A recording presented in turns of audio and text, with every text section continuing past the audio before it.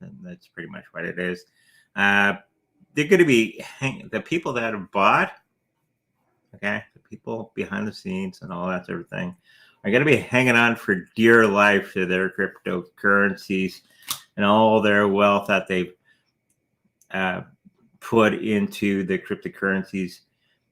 It's going to blast off very, very soon. If history has any lessons, and if my predictions are going to be coming true, as they often do, it's going to be like that bottle rocket. Go look at not yet, but the gold ETF.